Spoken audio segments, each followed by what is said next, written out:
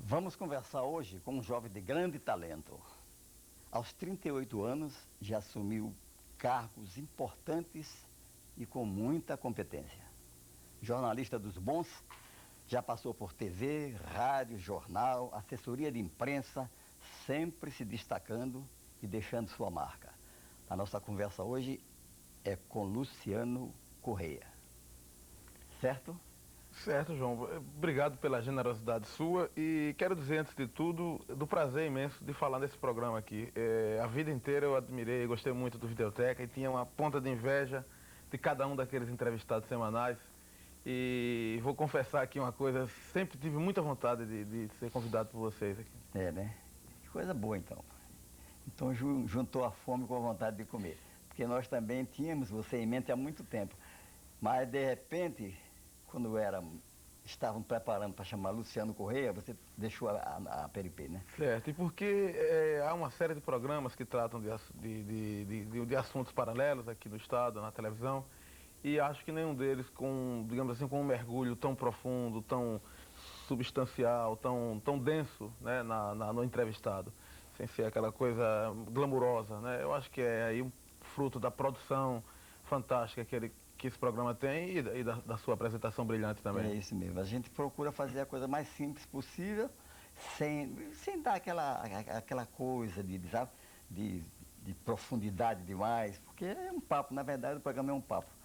E é por isso que você está aqui, para bater um papo comigo. Com certeza. E eu queria que você me dissesse aonde você nasceu e quando você nasceu. Eu nasci em Macambira, João. Macambira é aquela cidadezinha pequena que tem uma cachoeira belíssima, eu acho que é o ponto turístico mais bonito de Sergipe, e que sempre que eu vou a Macambira me lembro de um poema de Drummond, né, quando ele se refere sempre, e é recorrente essa imagem de Itabira na vida de Drummond. Eu não quero fazer uma comparação aqui, não quero ser tão pretencioso, né? Não é ser tão pretencioso. Agora, tem para mim esse valor poético e simbólico que até hoje vale muito para o meu coração. Aos 9 anos, 10 anos, eu me mudei para Itabaiana, né, e digo que até hoje eu estou condenado a Itabaiana, com todos os riscos, né? Mas condenado entre aspas, né? Com os bônus e o ônus, porque eu também adoro Itabaiana. Eu, na verdade, tenho uma ligação maior, porque foi lá que eu estudei, é lá que vivem meus pais até hoje, 3 dos meus 5 irmãos. É lá que eu estou praticamente todo mês, ou mais do que isso.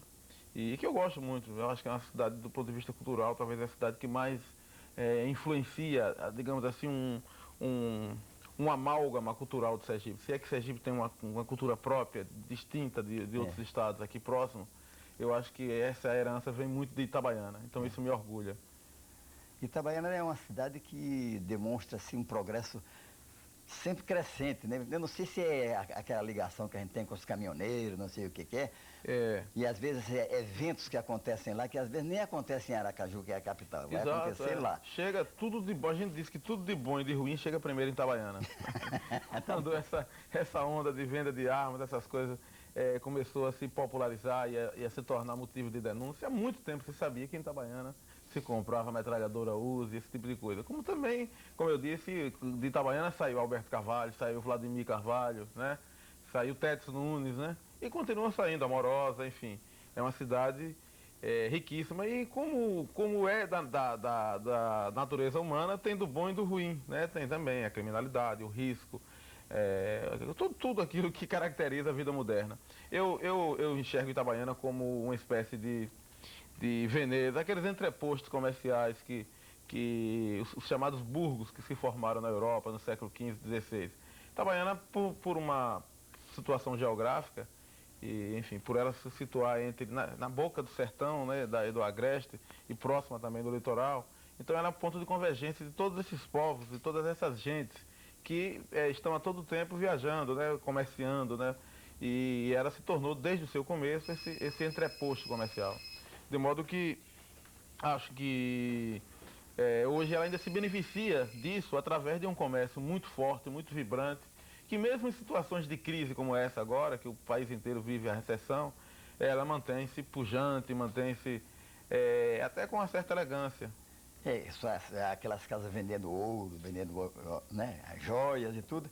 Eu acho interessante isso, rapaz, é uma coisa daqui, porque quando se passa tanta necessidade, tanta coisa aí, tanto aperto, você vê uma cidade relativamente pequena, mas com comércio daquele, né? E é uma cidade... Vem pessoas, às vezes, do sul para comprar coisas lá. Exato, no entanto, não se produz uma grama de ouro lá. Você vê, não se faz nada. Um mistério, né?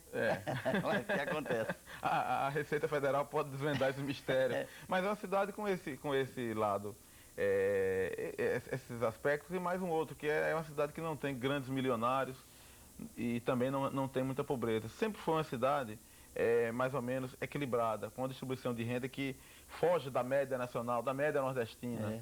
Né? Não tem pobres. Itabaiana é uma cidade de minifúndios, então é uma cidade que tem uma qualidade de vida melhor, e isso se reflete naquele orgulho do povo, em se achar até superior, né? o que é uma bobagem, evidentemente. Claro que é. Mas então, primeiras letras lá, então, né? Primeiras letras... Que recordação você tem assim? Primeiras letras em Macambira, né? Se eu tivesse de citar aqui o nome, eu falava da professora Ivanete, que foi minha base para tudo. Depois, em Itabaiana, já o Colégio Murilo Braga, né? De muitas saudades, né? Eu acho que a saudade é uma coisa que afeta todo mundo que fala do próprio passado, mesmo aquelas pessoas que tiveram um passado sofrido, difícil, né?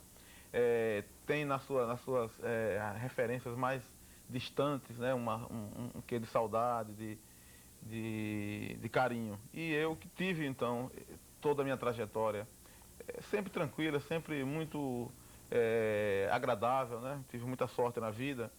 Isso me dói mais ainda. Eu precisava ter tido um pouco de sofrimento para ter menos saudade, para sofrer menos com essas voltas ao passado. Então você agora me faz lembrar, por exemplo, do Colégio Murilo Braga, onde eu comecei como gente, né, a estudar, ver a importância da educação, e onde eu comecei também já a despertar o gosto pela política, eu diria que pelo jornalismo também, porque foi lá, João, aos 14 anos que eu inventei, numa aula de história, de fazer um jornalzinho mimeografado, e um jornalzinho que começou de brincadeira, né, inicialmente manuscrito e depois mimeografado, que era o jornal Cebolão, né? Foi o Cebolão. Porque no meu tempo aqui de estudante, o camarada que vinha lá de Itabaiana era chamado de ceboleiro, né? Ceboleiro, Itabaiana tem essa... Terra da cebola. Até hoje é um grande produtor de cebola. E eu fiz o Cebolão. E o Cebolão, inclusive, foi uma brincadeira que foi dando tão certo que depois acabou me dando até uma mesada, mais do que a que meu pai me dava. Eu lembro que eu comprei um violão, né? Eu também tive um gosto pela música, apesar de não ter desenvolvido, né? E acho que a música não perdeu nada, seguramente. Mas comprei um violão. Eu lembro que eu comecei aos 13, 14 anos a fazer viagens aqui para perto por conta do que eu ganhava nesse jornal. Propriar, Maceió, né? Enfim, foi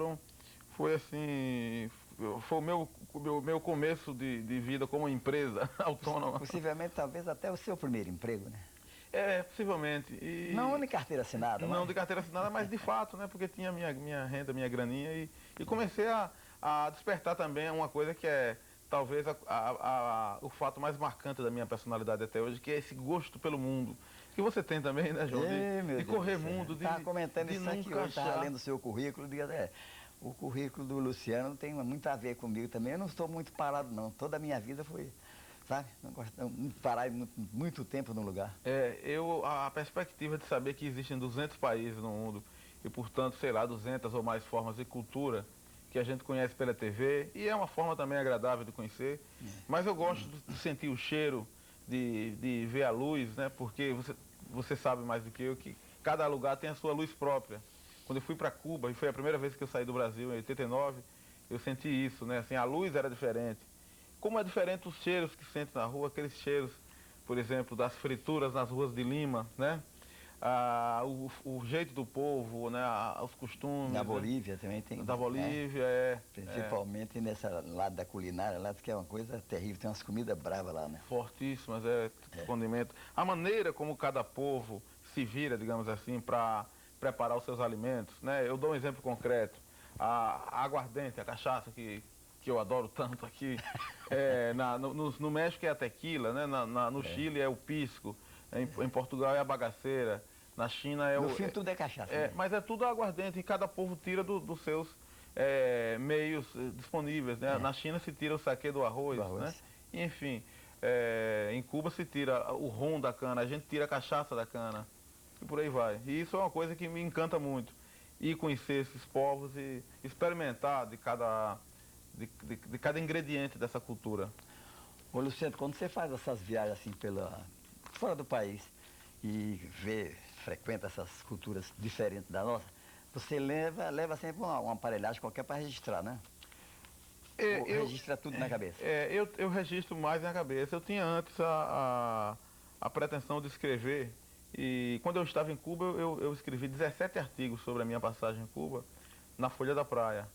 E quando eu voltei da minha segunda viagem para o exterior, quis fazer a mesma coisa no jornal aqui, um semanário daqui, e o editor na época não se interessou muito, ele achava que aquelas notícias sensacionalistas que faziam o jornal vender eram muito mais interessantes, que o meu relato poderia não ser tão interessante do ponto de vista do interesse do público, e eu achei também que era um direito dele, e ali eu perdi um pouco esse interesse de registrar, pela falta de canais efetivos de você registrar isso na imprensa.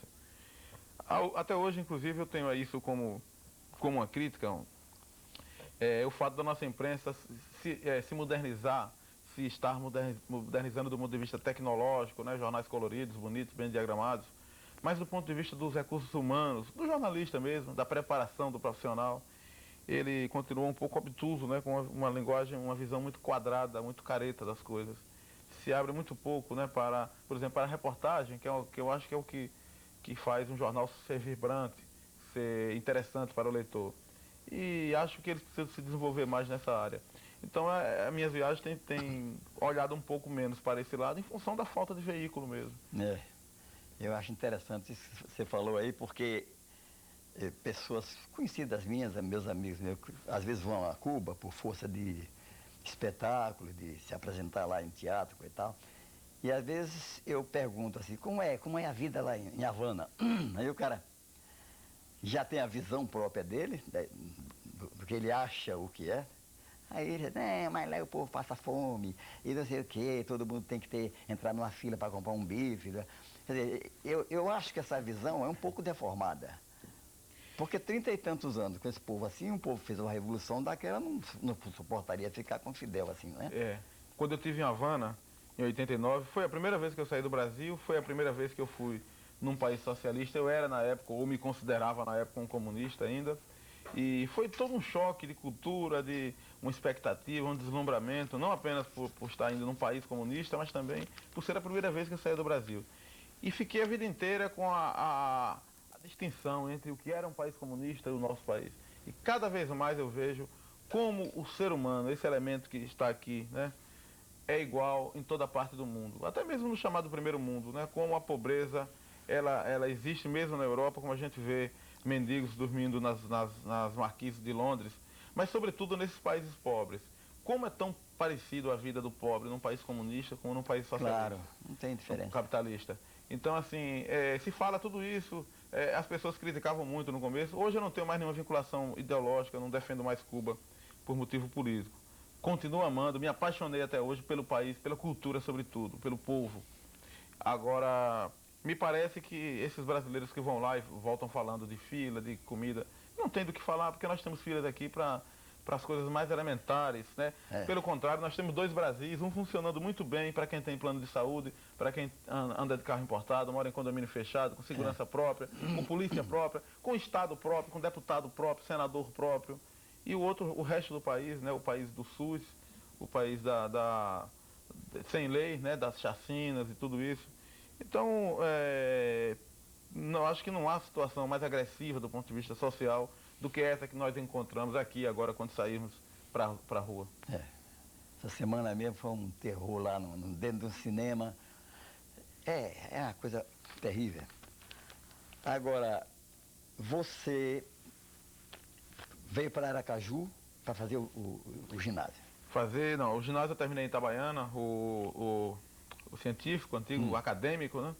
Nessa época eu já fazia também centro cívico, foi aí que eu comecei a despertar o gosto pela política, né? E queria registrar aqui que as 2 pessoas que mais me influenciaram despertar esse gosto pela política foi o professor Zé Costa Almeida, professor de letras da universidade, que hoje é diretor do CUTAR. E o hoje vereador Antônio Samarone também foi uma pessoa que contribuiu muito na minha formação. Eu saí então do científico de Itabaiana e vim para Aracaju fazer engenharia química, veja só. Eu passei 3 anos sem fazer cursinho? Sem fazer cursinho. Eu fazia o terceiro ano em Itabaiana, nunca fiz cursinho e não estudava porque eu estava mais já metido com a política e com o meu cebolão, que era quem me dava os trocados, para pagar minha cerveja. Naquela época eu já tomava muita cerveja. Agora não toma mais, não. E tomo, agora tomo mais ainda. Eu cresci mais, preciso de mais cerveja. E de modo que fui fazer engenharia. Então passei 5 períodos naquela dúvida existencial que todo garoto tem nessa idade. Acho que foi um pouco também falta de orientação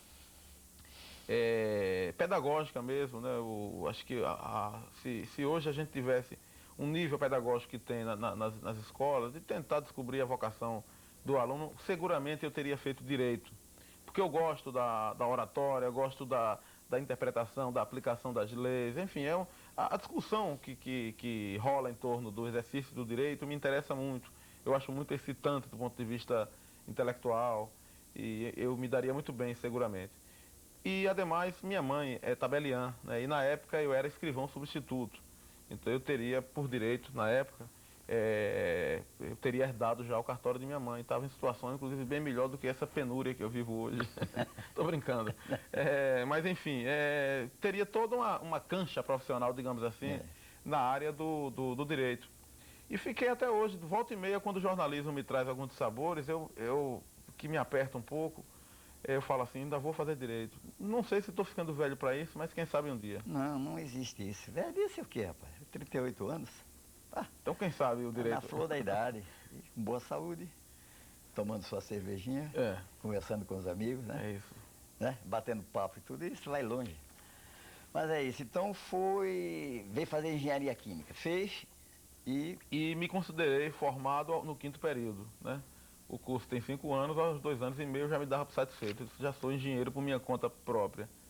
E fui reprovado em várias disciplinas, porque eu já estava no processo de envolvimento com o movimento estudantil, com o Partido dos Trabalhadores. Eu fui fundador aqui no estado do Partido dos Trabalhadores, fui membro da primeira Comissão Executiva Estadual Provisória e vivia viajando para congresso. Eu lembro que fui para um congresso da UNE em Goiânia, em 81, e de lá tinha um outro congresso paralelo de entidades de base da UNE, em Campinas. Então de lá eu peguei uma carona no ônibus do pessoal da USP, fui para São Paulo, que eu não conhecia São Paulo, me apaixonei por São Paulo, até hoje é a melhor cidade do mundo. Só trocaria Aracaju por São Paulo. Na televisão fica apavorado. Mas eu adoro São Paulo, adoro. Pô, não é questão de adorar, não. É questão de não ter condição de viver, é claro. Eu não sei se eu fosse viver também na periferia de São Paulo, se aguentaria. Mas quando eu vou, a gente vai a passeio, fica uma semana, na Paulista, nos Jardins, tudo é bom assim, né? Então, já tem um lugar certo, né? João, fiquei uma semana em São Paulo, depois fui para esse congresso em Campinas, depois fui ver umas tias, uns primos em Santos, e aí passei um mês fora de casa. Quer dizer, um curso com engenharia que exige muito. Eu acabei praticamente perdendo o curso, até que me decidi por assumir o jornalismo de vez, né? E fui fazer o vestibular para jornalismo na Federal da Bahia. Agora eu pulei uma coisa aqui que eu queria falar com você. A pergunta é a seguinte: como foi sair da barra da saia da mãe e botar o pé no mundo? Porque no seu currículo há uma citação muito poética. Você faz poesia também, né? Já fiz. Já fez, né? Então é uma coisa muito interessante, porque olha, isso aqui é um poema. Lembro como hoje do primeiro dia fora de casa. Foi assim mesmo? Foi. Sentada no... Foi. Eu tive poucas vezes na vida, eu acho que a gente passa por uma situação que tem a ideia clara de que aquele momento será eterno. Eu tive essa ideia clara no dia em que eu sentei no batente da velha casa, era uma república lá na Rua da Frente. Sentei no batente e estava um crepúsculo bonito, mas triste, muito triste, porque na hora eu tive a ideia clara de que jamais eu voltaria a viver com meus pais. Até hoje eu tenho uma ligação profunda com meus pais. São pessoas que me comovem a cada minuto, né? Com quem eu tenho mais ligação. E a perspectiva de saber que nunca mais ia estar ali com ele, com meus velhos, né? Hoje já não estão ainda, mas meus velhos, e isso me deu uma certa angústia, uma certa tristeza em saber que agora o mundo estava entregue, o meu destino estava entregue nas minhas mãos, né? Que eu era agora o condutor do meu destino. E não era nem pela insegurança, porque isso eu nunca tive muito, mas era pela perda afetiva. Perda Né? afetiva. Que você diz aqui que era um sol belo e triste. Um sol belo e triste. Quer dizer, eu acho que está aí a poesia, né? Porque o sol pode ser belo, mas pode ser triste para você naquela hora. Claro, porque do ponto de vista, digamos assim, do clima, era um pôr do sol maravilhoso. Milhares de pessoas naquele momento possivelmente estavam curtindo aquele pôr do sol com outra visão, com outra imagem. Mas para mim ele chegou triste, né? Porque eu sentei no fundo de uma casa, morando com 11 pessoas que estavam acabando de conhecer, né? Descobrindo um mundo novo, a universidade, enfim, a vida pela frente, mas também deixando para trás uma vida muito afetiva, muito bonita, com minhas irmãs, meu irmão, e a cidade de Itabaiana, né? O Colégio Murilo Braga, né? Eu tinha tido uma trajetória tão bonita que isso me deu um certo aperto no coração quando eu senti esse crepúsculo. Um aperto no coração é uma coisa que só a gente sabe explicar. Né? E tem quando a gente sente, porque é impossível de uma pessoa que está de frente da gente sentir aquela mesma coisa, porque é uma coisa que você não transmite pelos olhos, né? É o coração que aperta mesmo. Né? É uma coisa muito séria. Essas lembranças são... A política tem muita influência na sua vida e muitas vezes ele obrigou a disparar com o estúdio? Não, só dessa vez, e eu não diria que obrigou, foi uma opção minha. Eu vi, de fato, que eu não teria como me empolgar com a carreira de engenheiro. Eu fiz engenharia porque na época, aqui em Sergipe, lá no Murilo Braga, em Itabaiana, se falava assim que um engenheiro químico da Petrobras ganhava 50 mil. Veja só, eu fui fazer engenharia por isso. Nem sei que 50 mil era esse, que moeda era essa, mas era uma ideia de ganhar dinheiro, eu não tenho ideia, de 75, né? 76, nessa época. Imagina uma pessoa optar por uma profissão porque a Petrobras, vai pagar bem, né? Que hoje nem existe mais como empresa no estado, está indo embora daqui. Quer dizer, não existe, né? Está desaquecendo seus investimentos no estado, não é mais uma opção para o mercado de trabalho. E eu fui optar minha vida por isso. E achei que estava perdendo tempo e várias vezes pensei em deixar o curso. Foi aí que, num determinado momento, eu fui a Salvador e lá resolvi me inscrever no vestibular. Fiz o vestibular para jornalismo, também sem estudar nem um pouco, porque aí eu já estava envolvido não apenas com a política, mas me dividindo com o próprio curso de engenharia aqui. E para minha surpresa, novamente, eu estou um dia em casa e me liga uma prima de Salvador e diz que eu passei no vestibular. Eu disse, não é possível, na Bahia, que tem um nível mais exigente, me aceitaram como aluno. E aí eu acabei mudando. Eu lembro que meu pai, na época, falou que não tinha condições de me bancar em Salvador, que ia ser difícil e tal. Eu disse, deixa que eu me viro. E, na verdade, eu não me virei. Eu fui para Salvador, certo de que ia morar numa residência universitária. Só que quando cheguei lá, não consegui muito fácil essa residência. Eu tive que morar, foi numa casa. Ou seja, para meu pai, que não podia me custear, eu fui morar numa casa alugada. Eu estou contando esse episódio para citar uma passagem que eu gostaria de registrar aqui. Essa casa, na verdade, era no Alto das Pombas. Quem conhece Salvador sabe que o Alto das Pombas é uma favela. Já era, inclusive, naquela descida que dá na favela do Calabar, né? Ou seja, eu morei, tenho orgulho aqui de dizer que morei 4 meses da minha vida numa favela. Eu dividi uma casinha modesta, mas muito agradável, muito bonita, que até hoje também eu tenho o sonho de voltar nesse lugar e nunca tive mais tempo de voltar. Mais, né? E morei com um militante político também, do PCdoB, que foi até presidente do Sindicato dos Jornalistas da Bahia, um grande amigo meu até hoje. E foi uma passagem que... Ele continua seu amigo, mas não continuou mais correligionário. Não, há muito tempo. Não, era na época, a gente ia sair em outro plano. E foi uma passagem interessante. Um estudante universitário, estudando jornalismo, ali perto mesmo do Alto das Pombas, morando literalmente numa favela. Porque você fala aqui no seu currículo que se decepcionou muito com as esquerdas. Eu não sei se com as esquerdas ou com a maneira como cada ideologia propõe suas transformações. Eu acho, como eu disse há pouco, né, antes, o mundo é muito igual em qualquer lugar. Né? A dureza da vida é igual na Cidade do México, onde a gente vê as pessoas, né, dando um duro para conseguir $1, né, ver isso na cidade de São Paulo, como é na cidade de Havana, como foi no leste europeu. Eu não tive no leste europeu, mas eu tive na Alemanha, a Alemanha comunista, quando já não existia mais o muro, mas a gente percebia claramente a diferença de uma para outra. Mas mesmo nesses países, né, e como é hoje, depois da queda do muro de Berlim, a vida do pobre é a mesma. Então, as várias e várias ideologias postas em prática, ela tem melhorado pouco a vida das pessoas. O mundo continua tão velho quanto antes, dividido entre ricos e pobres. Eu acho que hoje as coisas passam muito pelo pessoal, pela capacidade de alguém conseguir, digamos assim, encaminhar alguns projetos, algumas soluções isoladas, algumas soluções que não necessariamente têm a ver com o todo, né? O ideário comunista, o ideário marxista, por exemplo, dizia que não, que tudo só seria resolvido a partir do conjunto, a partir de uma ação integrada, aquela história de mudar não a conjuntura, mas a estrutura, né? E efetivamente a história não provou isso. Na prática, a história se desenrolou de forma diferente. Então, isso me leva a crer, claro que eu não vou colocar aqui todo mundo no mesmo caldeirão e dizer que direita e esquerda é a mesma coisa, que para mim tanto faz um governo de direita como de esquerda. Está claro também que os governos de direita, no mundo inteiro, os governos conservadores, eles acabam restringindo as liberdades civis. Eles, como foi no Brasil, a ditadura, né, os militares fizeram o que quiseram, prenderam e arrebentaram, sumiram com tanta gente, assassinaram, né? E estão impunes até hoje, né? Hoje com todos com cara adaptado à democracia, né? Com cara de cidadão democrata, mas atrás deles estão gorilas que fizeram o que fizeram com a história do Brasil, com a nossa juventude, como fizeram no Chile, como fizeram no mundo inteiro. Então eu diria assim que eu tenho essa inclinação, essa preferência pela visão política da esquerda. Eu gosto, por exemplo, da modernidade que eu acho num político como Tasso Genro, que foi prefeito de Porto Alegre, né, como o que foi governador de Brasília, Cristóvão Buarque.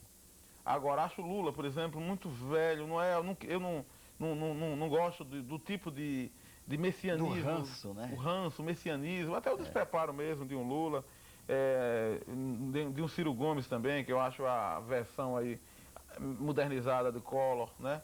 E acho que políticos do PSDB, como Serra, por exemplo, eu tenho simpatia, como Covas, por exemplo. Não tenho por Fernando Henrique porque ele está assassinando a universidade pública, né? Fernando Henrique, eu sou professor universitário e é um crime o que ele está fazendo com a universidade pública. Mas tenho simpatia por Covas, por exemplo, que é do partido de Fernando Henrique. Tenho simpatia por Zé Serra, que acho um homem competente. Eu estou colocando isso, João, para dizer que eu não me enquadro hoje no universo circunscrito ao pensamento petista, ou do PSDB, ou do PPS, né? Essa coisa híbrida que se tornou o PPS, né? Eu fui do Partido Comunista com muito orgulho, e não teria mais orgulho de ser de um partido que está tão misturado, para dizer o mínimo e para não entrar em detalhes também. É, claro. Mas eu acho que o que falta no político brasileiro é projeto verdadeiro, né? Em vez de estar fazendo a oposição sistemática, venha com projetos, mostre o que vai fazer, se ele conseguir chegar lá, né? Falta isso. Para mim, eu sinto isso. Deixa eu tomar o pé da letra a palavra projeto, já que você falou, e vou citar um projeto mesmo. Em Salvador tem um projeto chamado Axé, que é uma iniciativa de uma ONG, né? Não tem nenhuma